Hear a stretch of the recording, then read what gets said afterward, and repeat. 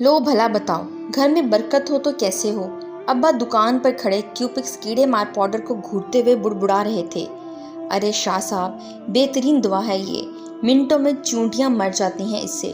दुकानदार ने अब्बा से कहते हुए मॉडर्न खातून की जानिब परेशानी से देखा, जो अब्बा के इस जुमले पर चौंक गई थी और इनको वजाहत तलब निगाहों से देख रही थी। ठीक है भाई, तुम ऐसा कह सकते हो, तुम्हारी दुकानदारी का मामला है, मगर घर में आई चूंटियों को भगाने के लिए ये तरीका ठीक नहीं है। अब्बा अपनी बात पर कायम थे। ये 1986 की बात है। मैं कुछ देर पहले ही महीने भर की ग्रॉसरी करने के लिए अब्बा के साथ दुकान पर आया था। हम हमेशा इसी दुकान से सौदा लिया करते थे। आज भी जब हम दुकान पर पहुंचे और सौदा लेने लगे तो उसी दम वो मॉडर्न खातून अपने कंधे पर दुपट्टा ठीक करते हुए काउंटर पे आ पहुंची।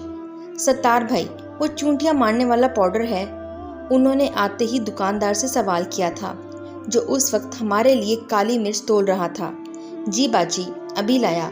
वो हमारी काली मिर्चों को छोड़कर अंदरूनी हिस्से में चला गया और कुछ देर बाद क्यूपिक्स पाउडर के गोल डब्बे को झाड़ता हुआ ले आया। ये क्या है? अब्बा के माथे पर बल आ गए।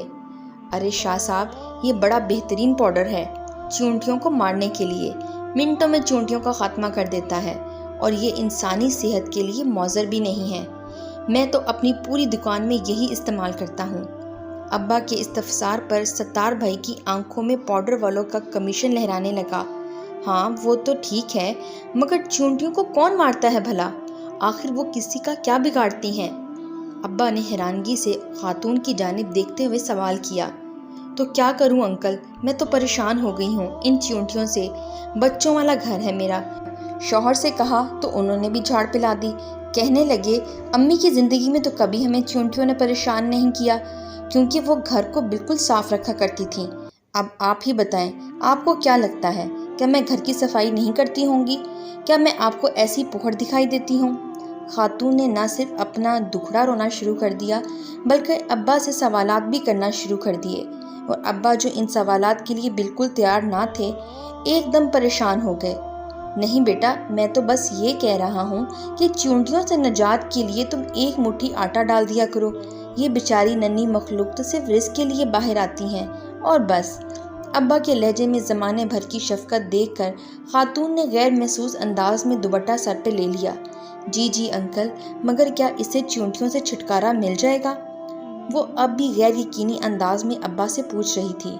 क्यों नहीं बेटा, पुराने ज़माने से यही रिवाज चला आ रहा है। इधर घर में चूंटियां नजर आईं और उधर बड़ी बूढ़ियों ने मुट्ठी भर आटा कोनों में डाल दिया। चूंटियों से भी नजात और सदके की नेकी मुफ्त में। अब्बा हंसने लगे तो खातून के चेहरे पर भी मुस्कुराहट आ गई। चले, मैं भी फिर आटा ही ट्राई करती हूँ। वो कुछ सोचते हुए क्यूपिक्स पाउडर वहीं काउंटर पर रख कर वापसी के लिए मुड़ गई और सत्तार भाई ने अब्बा को खश्मगी निगाहों से देखते हुए काली मिर्चों को तोलना शुरू कर दिया। अब्बा, तुमने सत्तार भाई की दुकानदारी खराब कर दी। वापसी पर मैंने अब्बा से हंसते हुए कहा, नहीं बेटा, ये बात नहीं। हमारे घरों से बरकतें इसलिए उठ गई हैं। लोग अल्लाह की मखलूक का ख्याल रखना भूल चुके हैं। पहले किसी घर के सामने कुत्ता भी आकर बैठ जाता था तो घर की खवातीन इसके सामने कुछ न कुछ बचा कुचा सालन रोटी रख दिया करती थीं, मगर अब ऐसा नहीं होता, क्योंकि अब रोटियां भी गिन कर पकाई जाती हैं। बरकतें कहाँ से आएंगी फिर? इस कौम पर बम्प ना गिरें, जलजले ना आए, सैलाब ना आए तो और क्या हो। अब्बा तासुफ के इजहार के साथ साथ मुझे आसान ज़िंदगी के गुर समझाने की कोशिश भी कर रहे थे। अरसा गुजर गया, मैं भी इस वाक़े को भूल गया। फिर एक दिन बड़े भाईजान के यहाँ जाना हुआ। अभी डोर बेल बजाने ही लगा था कि चिड़ियों के झुंड के उड़ने की ज़ोरदार आवाज़ कानों में पड़ी। चौंक कर ऊपर देखा तो पता चला कि मेन गेट के दोनों जानिब मट्टी के कुंडे रखे हुए थे और इन कुंडों से चंद लम्हे कबल यकीनन वो चिड़ियाँ दाना चुग रही थीं। और अब मेरी आमद से डर कर उन्होंने उड़ान भर ली, मगर अभी भी वो उड़कर दूर नहीं गई थीं, बल्कि ऊपरी मुंडेर पर इधर उधर फुदक कर मेरे जाने का इंतज़ार कर रही थीं। भतीजी ने दरवाज़ा खोला तो मैं अंदर दाखिल हुआ। ये क्या, इतनी सारी चिड़ियाँ?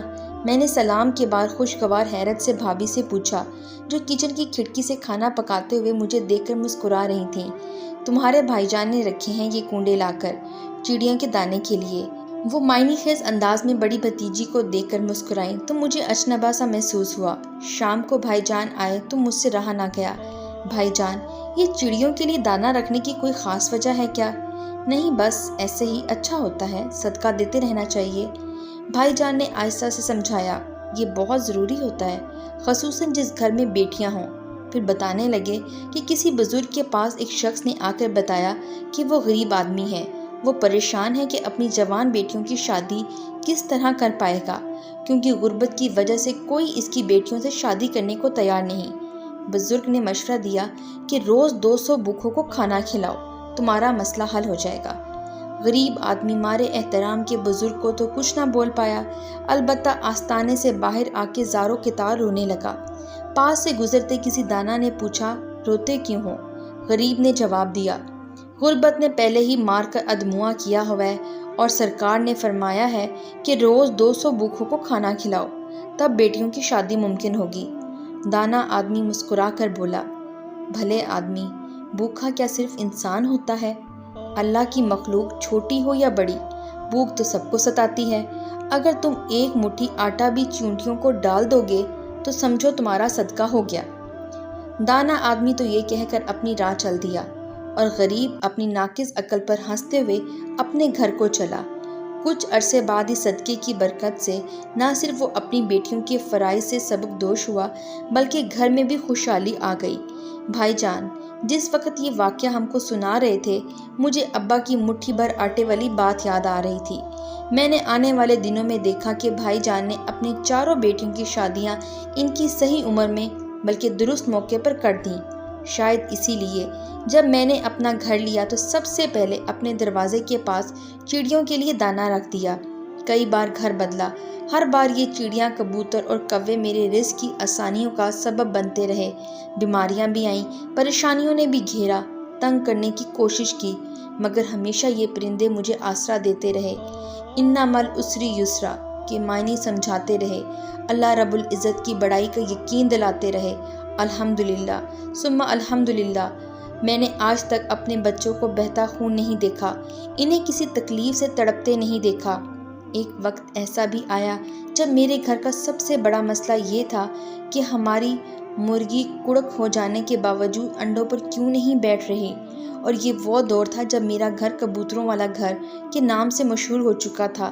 یقین مانیے کہ یہ تمام باتیں اس لیے نہیں لکھیں کہ نعوذ باللہ میں اپنی نیکیوں کا پرچار کرنا چاہتا تھا، بلکہ میں اس راز کو کھول کر بیان کرنا چاہتا ہوں جو سوال کی صورت میں مجھ سے اکثر کیا جاتا ہے کہ آخر کیسے گزارا کر لیتے ہو، ہم سے تو نہیں ہوتا۔